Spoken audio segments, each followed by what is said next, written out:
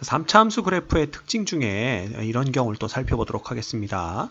자, 3차 함수가 이렇게 생겼을 때 극대 혹은 극소값이 0이 되는 경우를 먼저 생각을 해봅시다.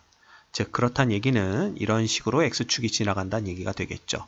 그래서 이 경우는 극대값이 0이 되는 경우입니다.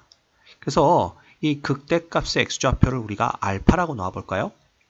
그리고 여기 그죠? 극대값이 아니고 또다시 x축과 만나는 점의 x좌표를 우리가 베타라고 놓겠습니다. 그 다음 여기 어딘가에 이제 극소점이 있을 텐데 이 극소점의 x좌표를 감마라고 한번 놔보죠. 그럼 우리는 이제 이 알파, 베타와 감마의 관계를 찾을 겁니다. 이때 이 y는 fx가 어떤 식으로 함수식이 주어지냐 하면 바로 x-알파의 제곱 곱하기 x-베타의 꼴로 주어지겠죠. 물론 여기 상수 k가 붙겠지만 우리가 미분을 해서 0 되는 점을 찾을 거기 때문에 이 상수 k는 별로 그렇게 중요한 요소는 아닙니다. 뭐 어쨌든 그래서 우리가 이 f를 미분을 해봅시다. 그래서 도함수 f'x를 구해보면 뭐 k야 앞에 있는 거고요. 곱의 미분법을 사용하면 2배 x-알파 그 다음 x-베타가 되고 플러스 x-알파의 제곱이 되는 것을 볼 수가 있습니다. 정리를 하게 되면 얘는 k에 x-알파가 빠져나오고요.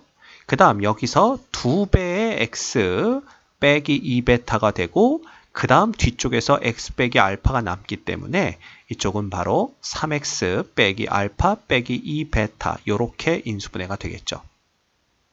자, 그렇다면 이 f'x가 이꼴 0이 되는 점에서 극대 또는 극소를 갖게 되는데 그 중에 하나 바로 x는 알파이라는 것을 우리가 이미 알고 있습니다.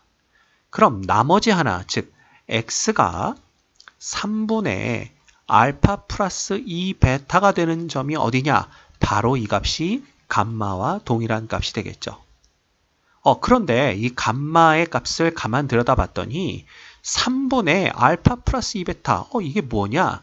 가만 들여다봤더니 이렇게 됩니다. 바로 알파와 베타를 몇 대 몇으로 요거 길이 대 요거 길이가 바로 2대 1이 되는 내분점을 나타내고 있네요. 그렇죠? 네, 따라서 감마라는 점은 알파와 베타를 2대 1로 내분하는 점이다. 이렇게 알고 계시면 됩니다. 그치? 여기다 한번 적어볼까? 감마는 알파와 베타를 2대 1로 내분하는 점이다. 이렇게 우리가 알고 있으면 상당히 편하다라는 거죠. 자, 그런데 하나 더 알고 있어야 될 게 있습니다. 예를 들어 우리가 3차 함수 그래프 개형에서 살펴봤듯이 이 3차 함수는 점대칭도형이라고 했고요. 이 대칭의 중심점 바로 여기가 변곡점이다 라고 얘기를 했습니다. 그때 이 변곡점이 어떤 점이냐 하면 바로 알파와 베타의 감마의 중점이죠. 왜냐하면 이 알파와 감마라는 놈은 도함수가 0이 되는 값들이고 2차 함수에서 그쵸? 그 다음에 이 변곡점이라는 놈은 이 2차 함수의 대칭축과 y는 fx의 교점 바로 이 점이라고 했습니다. 2차 함수라는 놈은 결국 근을 갖게 되면 대칭축을 중심으로 좌우가 똑같은 지점에 즉 대칭인 지점에 근을 갖잖아.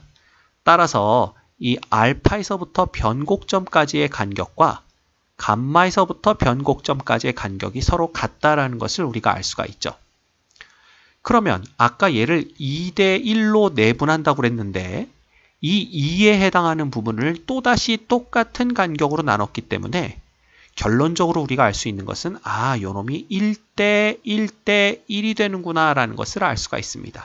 즉 알파로부터 변곡점까지 변곡점으로부터 감마까지 감마로부터 베타까지의 거리가 1대 1대 1이 되는 것이겠죠. 이거 상당히 중요한 내용입니다. 뭐 중요하진 않아. 알고 있으면 도움이 되는 내용입니다. 그지? 근데 이제 이것이 결국은 x값들에 대한 내용이 되기 때문에 예를 들어서 얘가 꼭 x축이 아니어도 된다라는 얘기지. 즉 이 그래프가 그대로 y축 쪽으로 평행 이동을 해서 예를 들어 이런 식으로 옮겨져서 x축이 여기에 오게 됐다라고 생각을 하더라도 우리는 어떤 놈을 생각할 수가 있냐 하면 바로 극대값과 똑같은 그죠? 예, 요런 거 그죠? y는 equal c라고 해볼까요? 이 c가 뭐냐 하면 바로 극대값이 되는 거야. 이렇게 우리가 생각할 수가 있겠고 그때 이 y는 equal c와 얘들의 교점이 바로 알파, 베타인 것에는 변함이 없고요. 그 다음 극소점의 x좌표가 감마, 그 다음 변곡점의 x좌표가 뭐 델타라고 한다면 결국 알파 델타, 델타 감마, 감마 베타가 1대 1대 1, 즉 똑같은 간격을 유지한다는 겁니다. 이것은 극대값에 대해서만 성립하는 것도 아니에요.